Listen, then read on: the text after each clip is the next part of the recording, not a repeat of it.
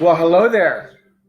I would say aloha because unfortunately, our famous host, Vinnie, he's actually going to Hawaii right now. So he had to say aloha to get onto an airplane so that he can actually fly over, enjoy some freedom because now we're able to travel again and things are going back somewhat to normal. So it's good to see that things are open up. It's good to see that we can travel again.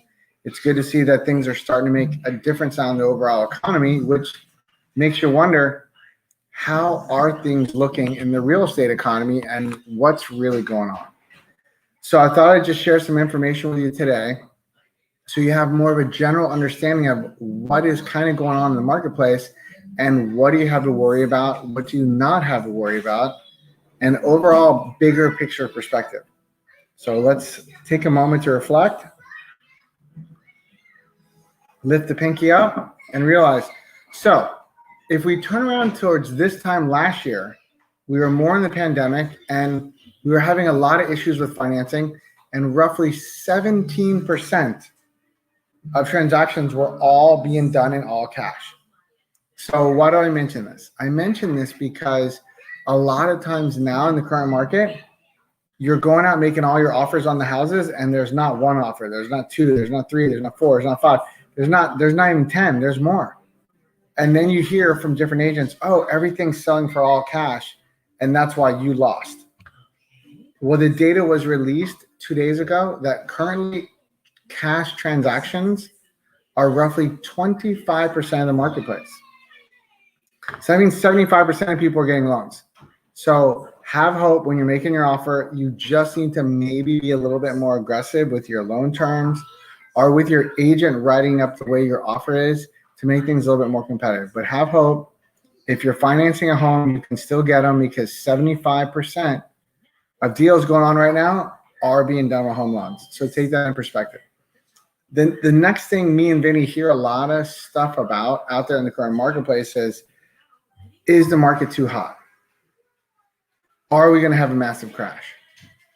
What about foreclosures? What about forbearances? What about the boogeyman? Not the boogeyman, but we hear a lot of people asking, like, there's a massive wave of forbearances that are going to come due, and then there's going to be a lot of foreclosures coming, and foreclosures have tripled the rate, which actually is true.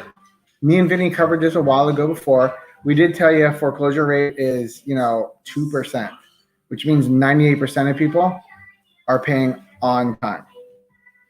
So let's look at the forbearances. Well, what is the real thing about forbearance? What is it and how is it going to affect the market? And is there going to be a flood of listings coming on?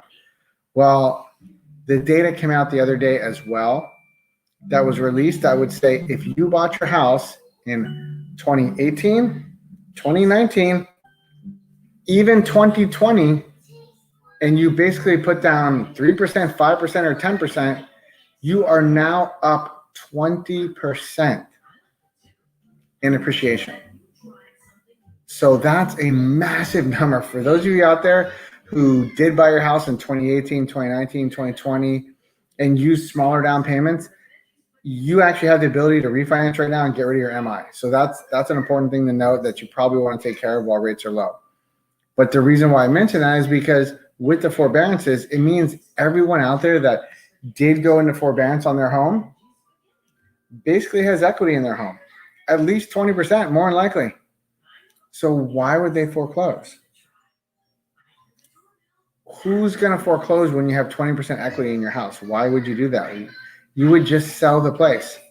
Or the real thing that's going to go on with your forbearances, they're just going to add that onto the back of the loan. And they're just going to start making you make payments again. And more than likely, a lot of this is going to start in September. So it could be a September to remember. Or you'll look at it and go, wow, there's not a wave of houses coming up for sale, because when people do end their forbearance periods, that's just tacked back onto the loan, and more than likely they're going to keep their houses. So how do you think that's going to affect the market? Is it going to slow it down? Are you going to get a wave of new listings coming on because of forbearances and foreclosures? No, you are not. So if you're holding out thinking that all of a sudden there's going to be a massive wave of foreclosures and people that were in forbearance and now they're just going to list their house and it's going to be an amazing deal below market, not going to happen. Sorry. When the data was released, going what is supposed to continue economically speaking in the housing market for the next 6 to 12 months, and some even forecast into 18, which I think is kind of a far ways away, so I wouldn't really look at that data. In the next 6 to 12 months, housing market is supposed to slowly have more listings come on, but it's still going to remain in the same territory where there's more demand than supply. So what does that mean? It means, once again, those of you who already own houses, your appreciation just keeps stacking upwards and putting you in better positions.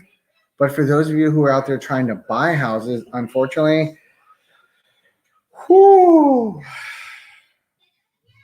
not good, because that means that the prices are more than likely they're going to continue to climb. That is not what everyone wants to hear.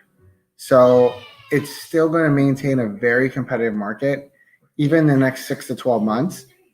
But at the same time, you do have chances of getting the house accepted with a loan, so don't lose hope on that. But then also recognize when you talk to your agent and your agent says, hey, the house is listed at, example, $850, but you need to bid $875 or $890, that actual gap will be made up within 6 months.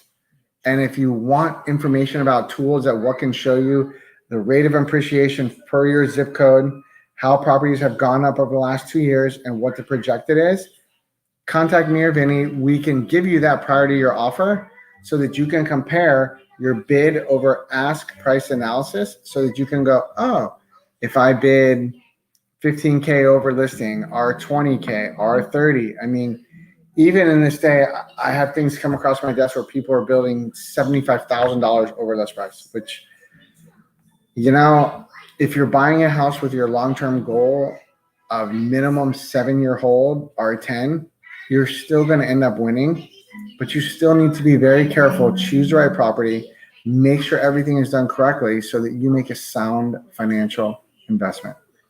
Because as you would hear Vinnie say,